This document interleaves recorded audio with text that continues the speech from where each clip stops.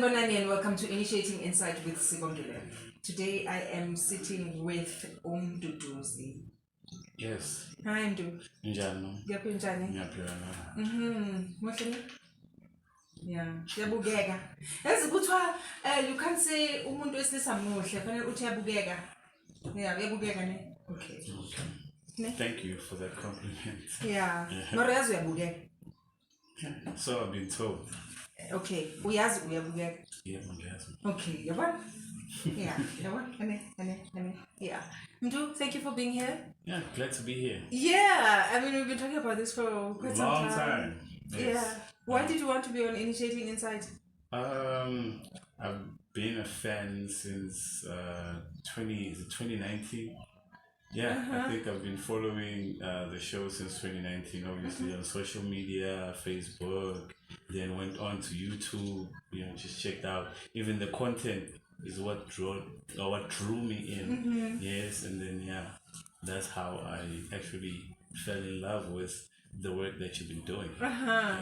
Umdu is one of those people who just won't let me take off my crown.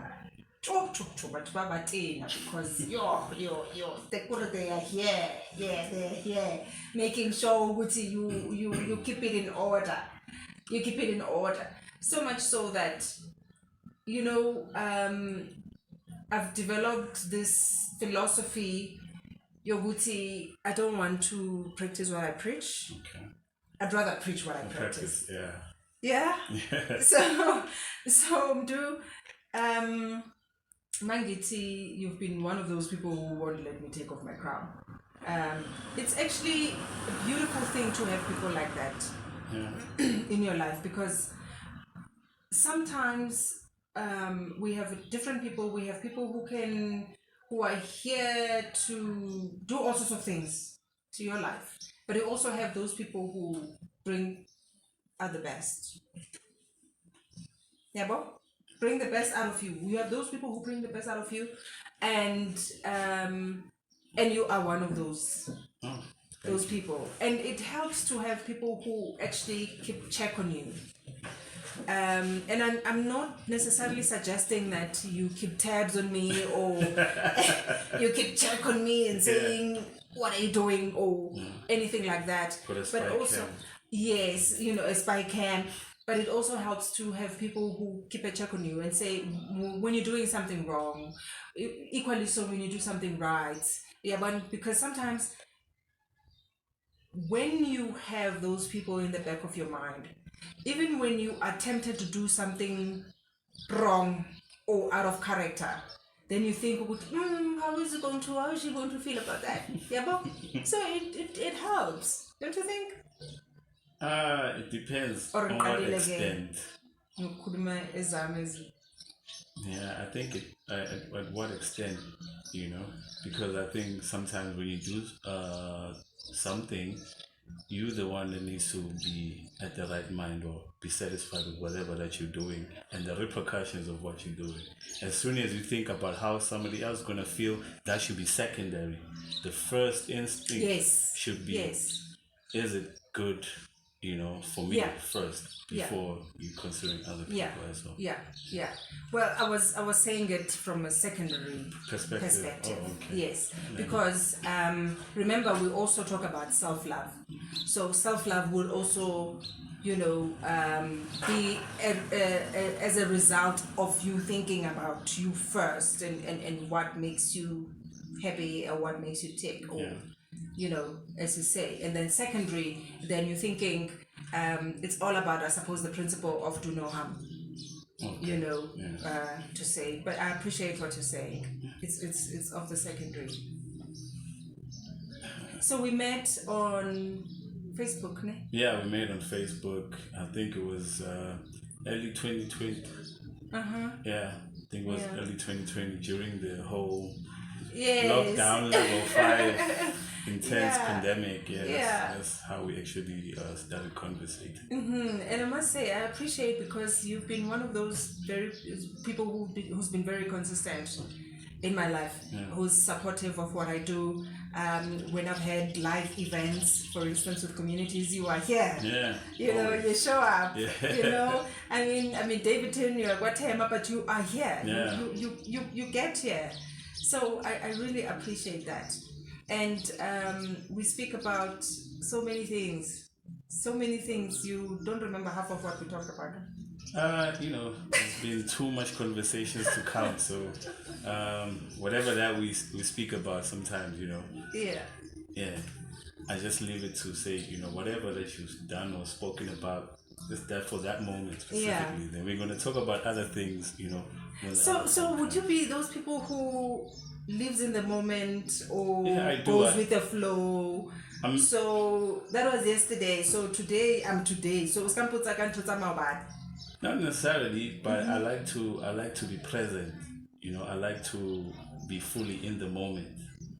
Which means everything else at that particular moment just goes away. I focus on what's happening in the now, because once you're fully committed to that moment, then you give it your best. Then you, whether spiritually, physically, mentally, you are there. That's when people actually see you at your best at that very moment. Being in the present. Yes. That is difficult. That is difficult. Especially in 2022, when a whole lot of things are happening around us. I found myself actually telling somebody, Uguti, Ati, they are worried, Uguti, next year something might happen or not happen. And I found myself saying, but next year think about today. Yeah. Yeah, but and I did say Uguti, I acknowledge Uguti, it's easier said than done. It's easier said than done because we are worried Uguti, fish oil, dora, which is cooking oil, fish oil, please. Cooking oil, dora, kusasa ngizogibela ini, sizodlani kusasa. So honestly, being in the present, when you are in that state of knowing, then you are able to can train yourself to that level of having to live in the moment. Yes. I think you mentioned something very crucial in that when you said you were worried about this, you're worried about that, fish oil, kupugile, load shedding. I think all of these things, are created to distract you or to remove you from living in that moment, because you're always thinking about something else when you should be doing this thing right here. So that's how actually your attention, it's very important, the attention to be there, to be fully present, because the distraction, it distorts away your attention. Yeah, that's true. Yeah, that's true. We spoke about okay, what do you think? You're saying all these distractions are created. Yes. By whom? Obviously, we would want to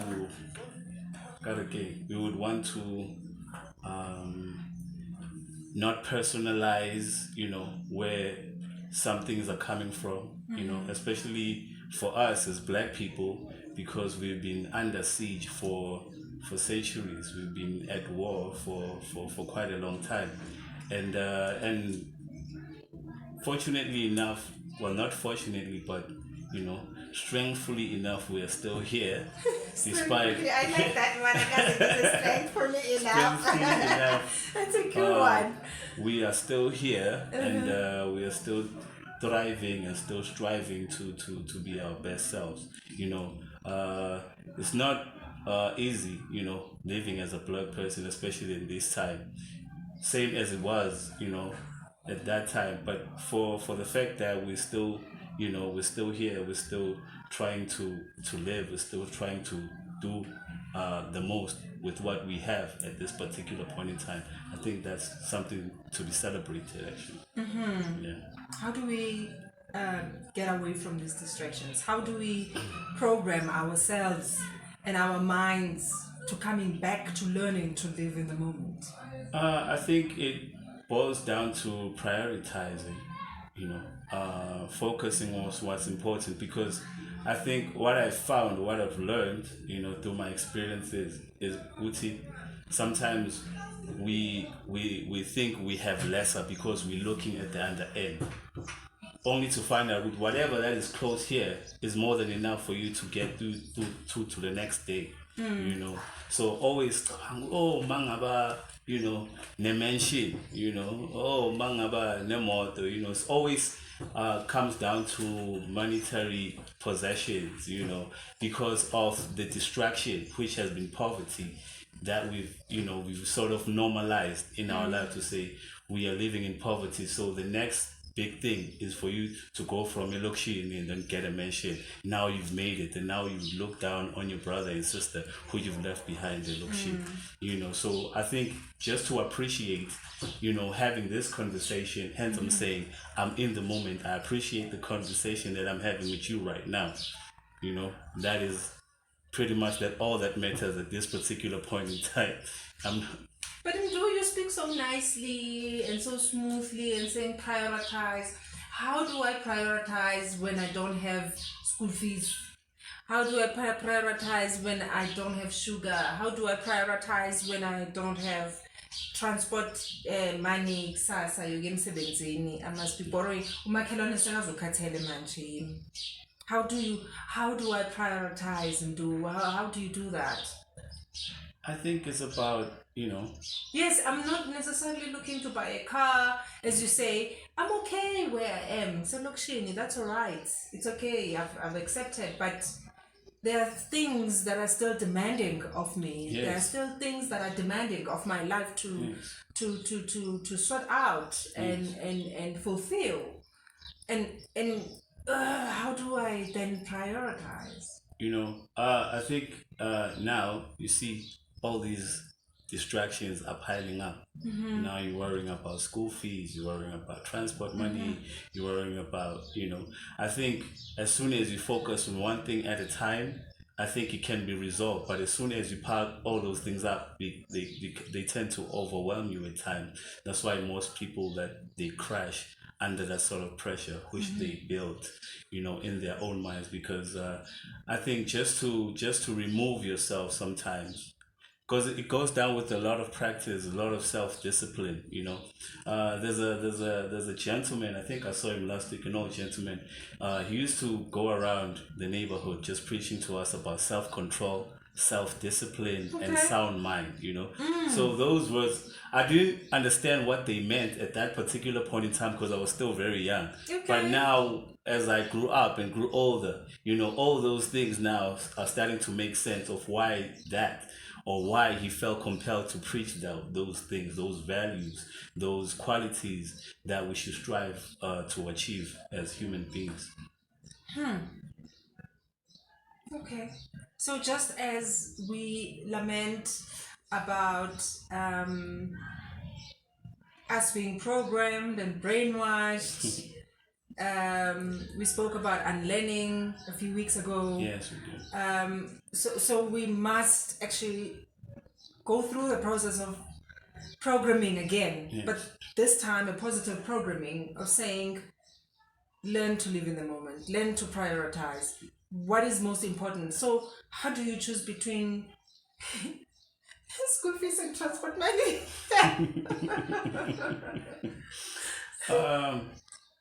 Like I said before, it's always about centering yourself and removing yourself from all those things and just be and focusing on one thing at a time. I think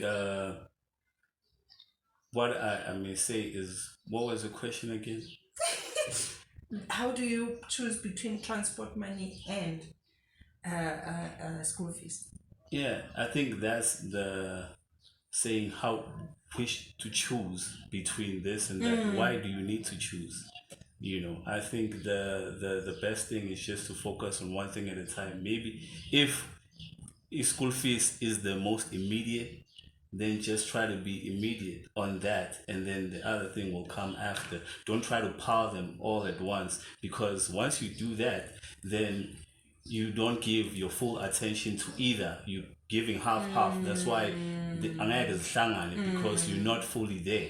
You know, that's why sometimes I feel ukuthi sonke we have our own struggles, you know, as you know, and the reason why we feel sometimes ukuthi as Konu to overcome them is because we all try to take them all at one time. I think that's always been an uphill battle for most of us, because especially as a black man of today, you know, there are so many struggles that we go through and so many distractions that we go through, and we sort of devalued ourselves, or those things have sort of like contributed in the devaluing of the black man, so that when he sees himself as lesser than, because he does not have this, he does not have that, because all those things are all coming to him at once. And if family is expecting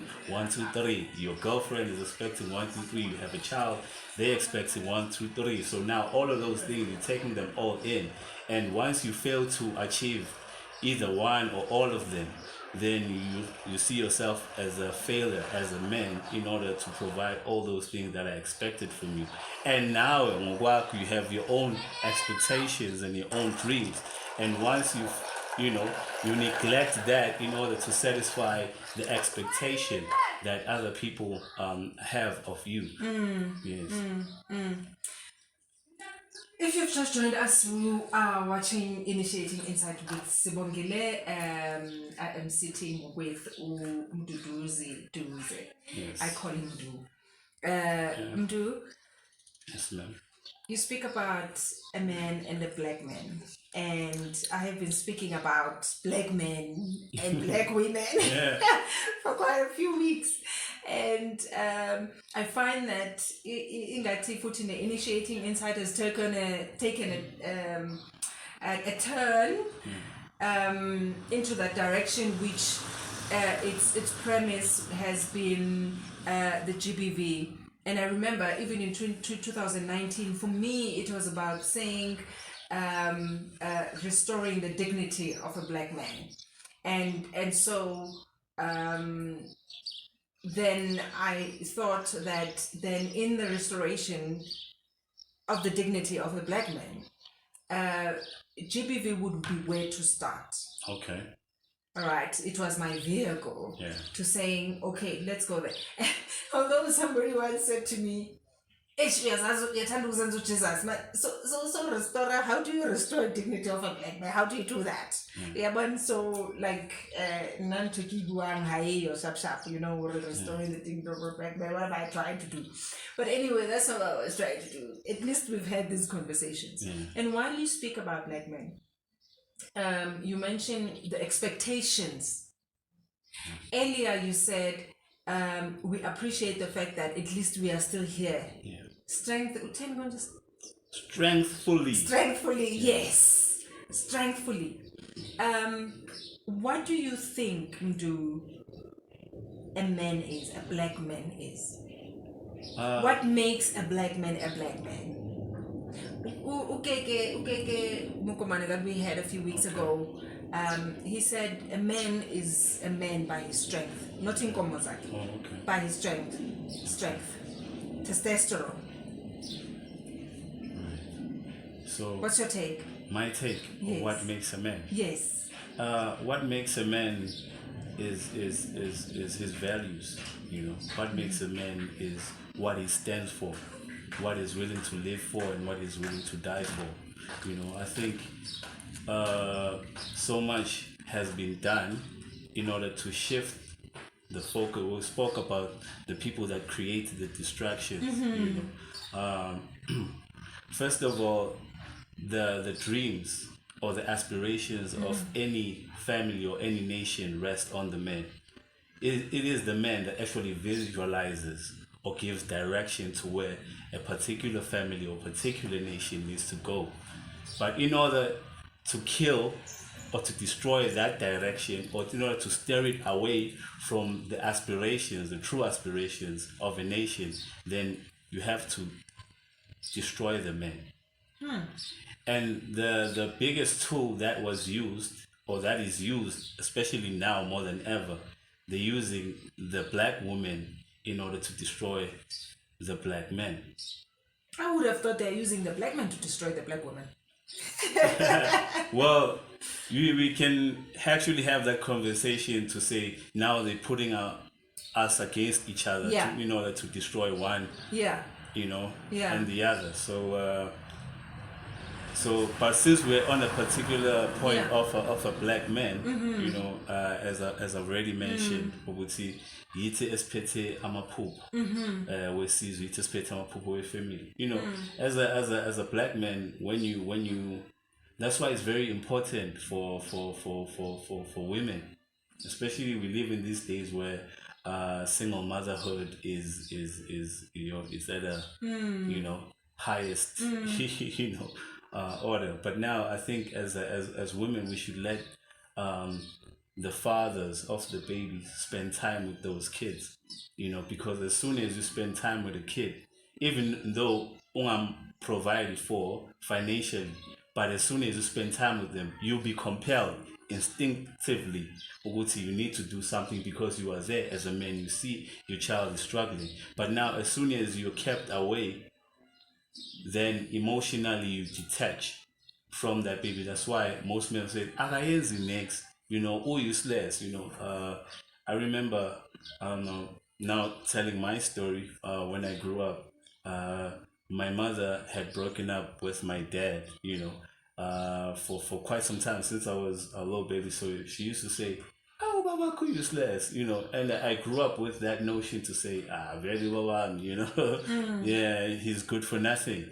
And once I grew up now as a man and understanding the struggles that my father had to go through, and now I understand, but at that particular time I did not understand because what my mother said, was born. So I think it's very important for mothers to actually put a positive light about the fathers of their kids to their own kids, so that umntwana angaboni baba as a sitha, ongaboni baba as something that is useless or into nje ongayenziwa.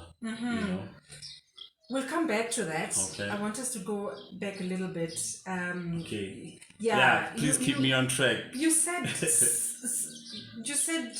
what you just said is really packed. Okay. It's really loaded, and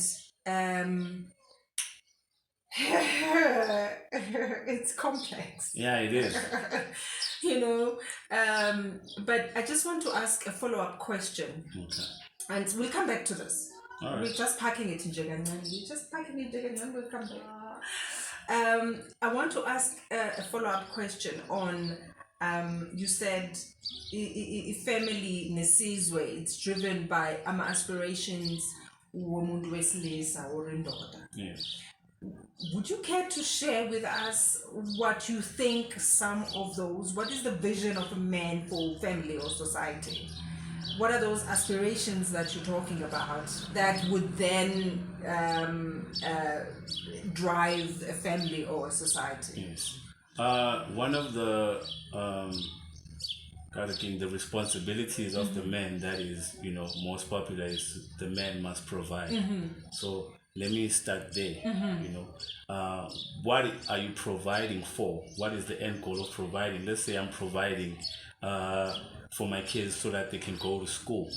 So now it's not necessarily about, it's about why is it necessary for me to take my kids to school. I'm just speaking broadly. Sure. Yes, why is it necessary for my kids to go to school? So that my kid can become whatever that he or she wants to be in the future. That is the vision that I have. That's why I'm making sure that my kids' school fees are provided for. So by providing so that my kid go to school, because already a vision has already been there for me. One day, if he wants to be a doctor, I was a doctor. If he wants to be, a pilot, she's going to be a pilot, Why do you have a child in the first place? Why do you have a child? In the first place?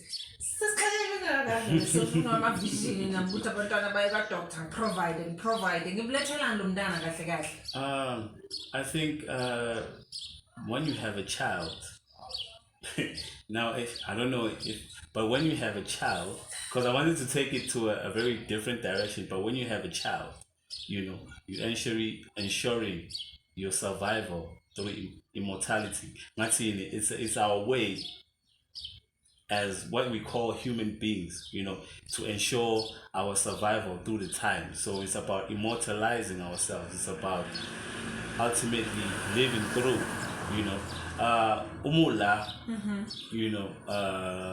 Sibongile, mulake.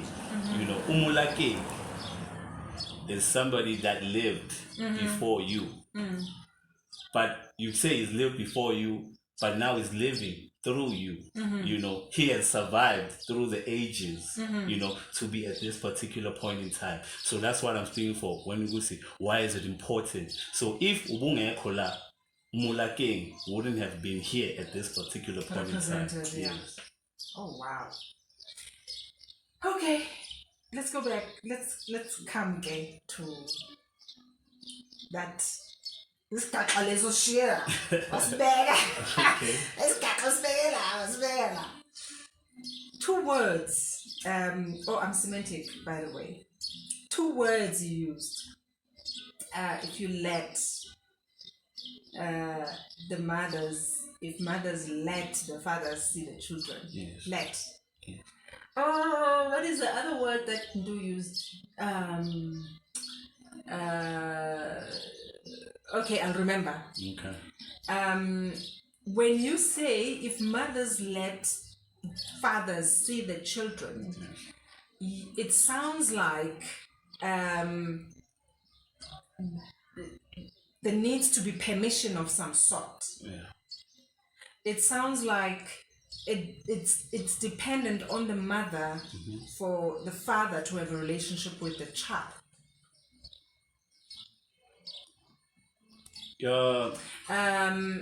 And Sibongile kanjena, I do understand your let because of language. Yes. Semantic bami and all that nonsense that comes with it. I do understand when it comes to language what you mean by let, right? You can answer the question if you like. However, I want to say that when you speak about mothers letting fathers see their children, it is also the responsibility of the father to make sure that they are present in their child's life. Most definitely. And there are a lot of dynamics that occur within a relationship of these 2 people. Yeah. By the time your mother says your father is useless, I don't think that she was thumb sucking it. I don't know. I honestly stand to be corrected. I don't think that she was thumb sucking it. There must have been something that was happening with your dad or not happening that drove her to preaching that uselessness to you about your dad. You understand? So for you to come now in your maturity and saying you understand now as a man why your father was useless. Because you probably can relate to some of what he must have been going through. And now, Mdu, I'm bringing that up. And thank you for being brave and open about that. We respect that, and it happens with a lot. And I hear a lot of, especially abantu abadala and a lot of other people say, don't talk bad to your children about your partner. But sometimes it's not even about you talking bad to your children about your partner. It's the partner, or it's their dad, or the parent. It's the parent that displays the badness. The badness. But because, I'm going somewhere with this, but because of the programming and the distractions and and the brainwashing and all of that, then it also contributes. Okay, it also contributes to saying once the parent displays the badness about themselves to the children without the other person having to tell the children about the badness of the other, then because Utiwa, you must not talk bad to your children about their parent. Then when the children then why you think so? Now when the children then expose or expose your badness to the bad person, then the bad person then assumes that it's the other parent then that influences the children. So we have two things here. We have the parent who tells the child that your mother or your father is a bad person, right?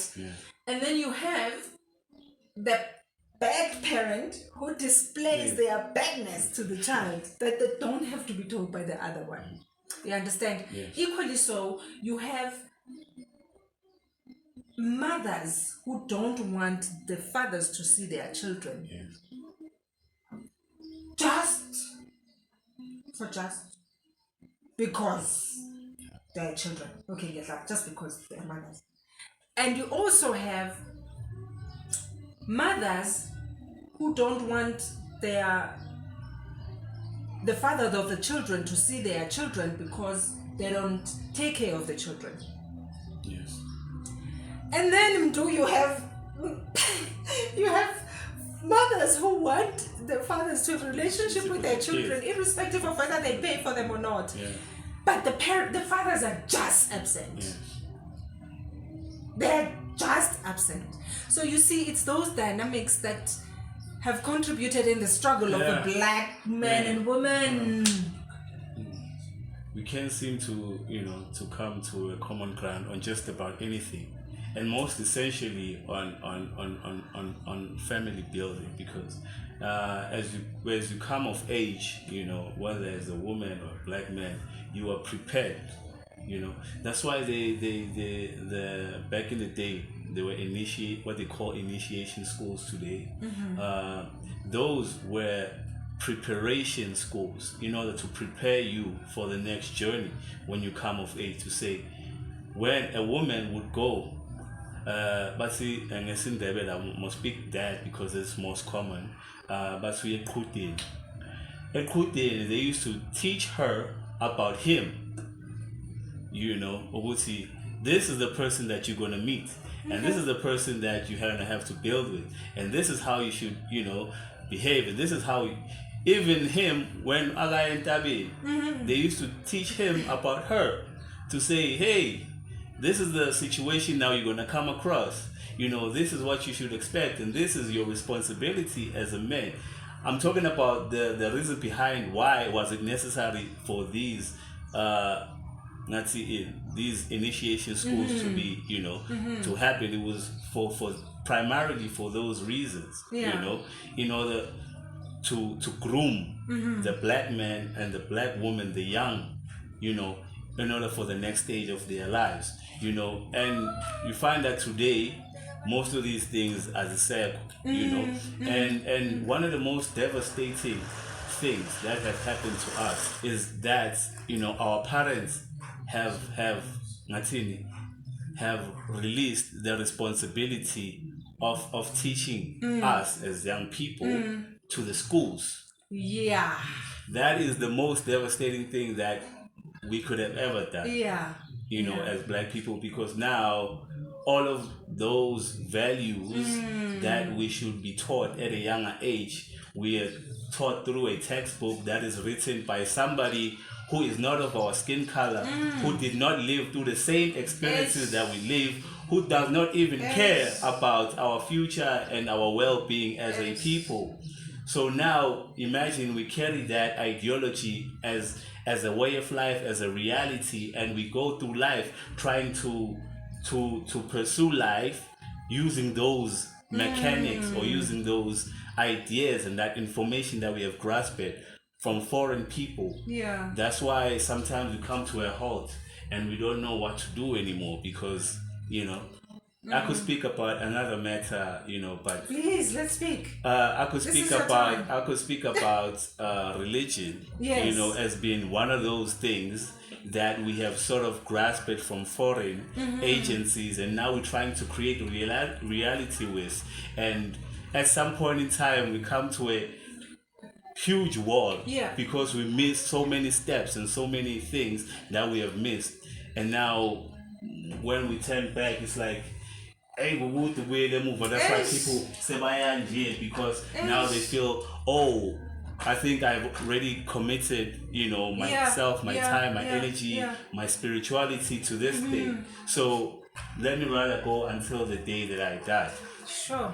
Even knowing, because I think knowing, you are born knowing, you are not here to learn anything, you are here to teach the world. I think that's the first instinct. You are not here to learn, you are here to teach. Yeah. Oh, wow. You are here to teach the world because nobody could tell you about you.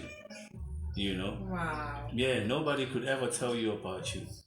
That's why they say a child is older than the parent, because you can teach a woman. A child teaches a woman to be a mother, but the mother does not teach a child to be a child. A child remains a child. How do you? But as soon as you come of age, because I said we're in this room, a child cries, and it's your child. I may not understand why is that child crying, but because of the instincts of the mother that have risen up or have developed inside you, you would know because the cry is not the same cry. It's annoying, but you would understand it was okay. Oh, kala because we are meeting. So those dynamics. And that's growth.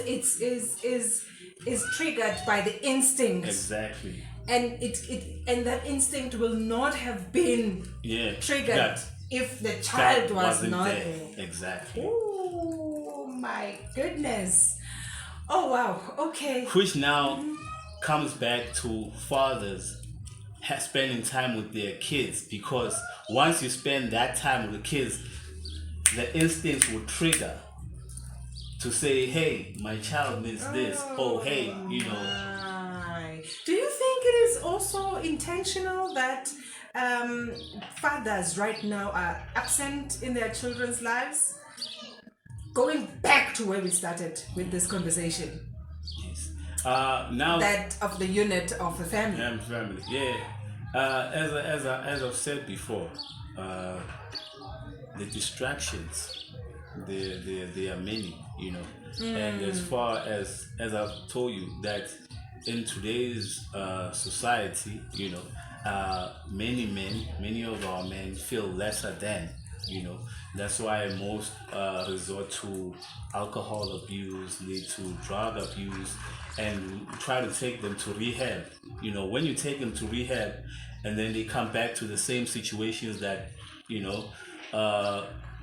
propel them to actually take drugs. So you're not dealing with the root of the problem. You're only dealing with the symptoms of that problem. So I think once we dig deeper to say why is a man of today, a black man of today is behaving the way that he's behaving, then we'll have a broader understanding of us as a society and how we should be empathetic and how we should be helping to uplift. Because once we uplift the men, we make sure that we secure and we protect our society. And as men, we need to regain our confidence back in order to protect our women, because now we're no longer, protecting our women. Our women is vulnerable. Our woman now is a CEO of a society, of a certain corporation, and she feels, she's made it. She has her own car, her own money, her own house. So first thing that they will ask you is that, what can you do for me that I can't do for myself? That's the first thing they will tell you.